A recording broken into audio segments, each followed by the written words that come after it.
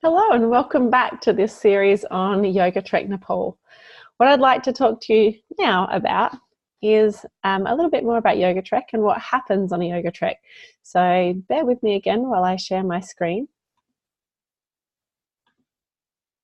And here we go. So the first video in this series talked about how Yoga Trek started, and today I'm going to talk about a little bit more about what actually happens on Yoga Trek. So basically what happens on Yoga Trek is fun, food, fitness and friends.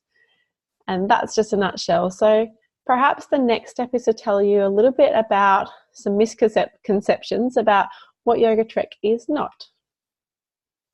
So I've got a few pictures here. So the first picture on the left is some boxing gloves.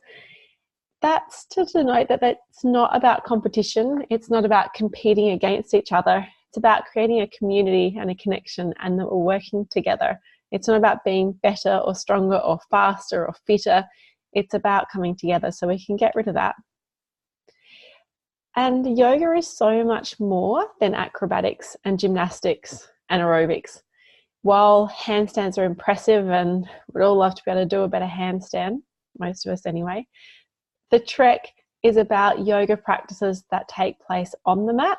So our breathing, our asana practice, but also the philosophy and meditation and some of the other codes of contact with yoga that happen off the mat.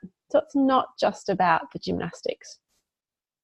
On the far right, there's a picture of two people running ahead and one person left behind. Now, Yoga Trek is about coming together, and it actually trekking, especially as you're getting through higher altitude, is much better and safer when you walk and continue at a slow and steady pace. When you use it as a chance to push yourself and go harder and faster and see how fast you can do it, you're actually more at risk of suffering from altitude sickness. A slow, steady acclimatization is actually the key. So it's not about going fast, pushing yourself and leaving people behind. Although what we can do is we cater for fast and slow walkers. So we have two guides, one at the very front and one at the very back. So you'll never be the last person into camp. So there is range to go a little bit faster, a little bit slower, but it's done with safety and with care.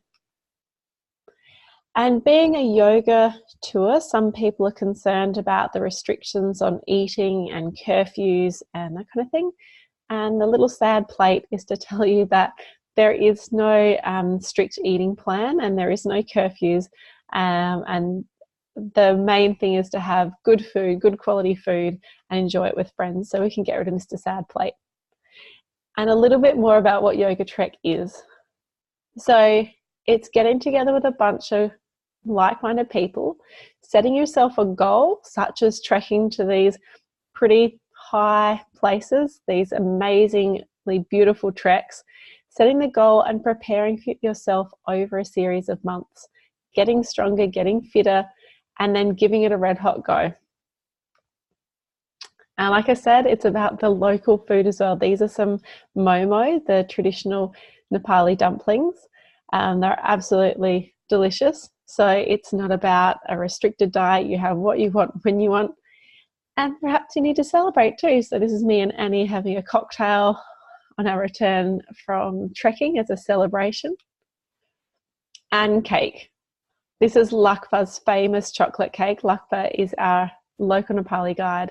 And this was actually baked up at 3,850 meters up in Kanjengomba. Best chocolate cake I've ever had in my life. So what's involved? Basically, the 2020 Yoga Trek is a 3-week program, but that's from Adelaide or wherever you're flying from to Nepal and back again. It will involve some preparation beforehand, some challenges, visiting some cultural sites, yoga and trekking. And a lot of people ask what is involved with the yoga. So there'll be maybe some chanting. There's also a bit of philosophy and a bit of background knowledge of yoga. There's a singing bowl, which I got in Kathmandu, and a beautiful pashmina also from Kathmandu. But the physical practice of learning to focus the mind, harness the power of the breath, and really pay attention to your posture is really, really important. And so we take that from the practice of yoga and we apply it to our trekking. And as a physiotherapist of 10 years experience and a yoga teacher of 10 years experience, I have the capacity to be able to modify and change all yoga practices. So in this year's group, for example, we had some people who'd done yoga for years, but we had some people who this was pretty much their first yoga practice and yoga classes, and we did it all together and joined in. And then, of course, this is just showing that all of these practices are here to support an amazing trekking experience. So this is the road out of Sayurubensi. So the first half hour or so is a nice open path like this. It does get a little bit more challenging as we go up the hill. So the area we trek is the Langtung area. So this, the red map there is the Rasua district. And if you look 2 zones south, you see the letters KTM. And I don't know if I can show it on here. I can't really use my mouse. There it is. So here, Kathmandu. So we take private jeeps for about 7 hours up to, that says Dunche. We're just going a little bit north of Dunche to Sayurubensi. It's one of the first, the Langtung area is the first national park in Nepal, and it is just a stunning area. So this is the 2020 trek. So let me see. So we start around here, around Sayurubensi. Here it is. And then the first few days we trek up here. The first night is at Lama Hotel. Then we keep going, and the second night is at Mundu village. And then the third night we just have this little trek here to Kanjingumba, which is a half-day trek. The next day you've got the chance to trek up to Kanjin Ri, which is a bit higher up, 4,773 metres, and back down. And the following day we have a long trek back to Lama Hotel. And the next part of the trek is we come around here over the next few days and we come up to Gasankun Lake and then come back down and finish at Dunche. And then we stay the night in Dunche before we take our private jeeps back to Kathmandu. So I've talked a little bit about how we cater for fast and slow walkers. The highest point here, Kanjin Gomba, is 3,850 with the optional trek to Kanjin Ri. And then the other highest point is Gosankun Lake. That's the 4,300. So it's considered a moderate level trek.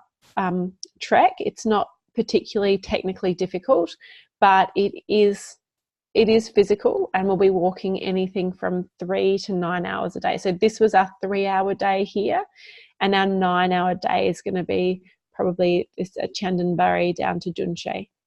Now, of course, that can be subject to a few changes once we get there and see the conditions, and we may decide to go longer on one day or shorter on the other.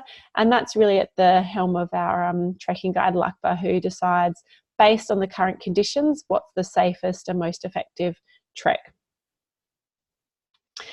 One of the questions we have is always about toilets. What are the toilets like? Well, in Kathmandu, you'll have a Western style toilet, but wherever you are, you need to use toilet. If you want to use toilet paper, you need to dispose of it in a bin. And at least some toilets have a view, even if they're not the most glamorous. So you'll have to expect to use a squat toilet. So the ability to squat, at least partially, is essential. We stay in tea house treks, tea house lodges along the way. So on the left-hand side, there is a picture of the beds, like a basic bedroom, twin share accommodation. You bring your sleeping bag. And then on the right there, that's kind of a typical, I guess, dining hall. So we hang up our boots about 4 o'clock in the afternoon, then go in. You can see there's a chimney with smoke billowing out the top. So you order your dinner, you have a nice hot chocolate, read a book, play some cards, and that's the evening. I should say that there's power at some of the tea houses, not all of them, and it does depend whether the hydroelectric plant has frozen as to whether or not we can get power, but what we can get is amazing food. So on the right, that's the traditional dal bhat tarkari with a cup of masala chai, which is the traditional meal, but there's plenty of other options if you don't want dal bhat.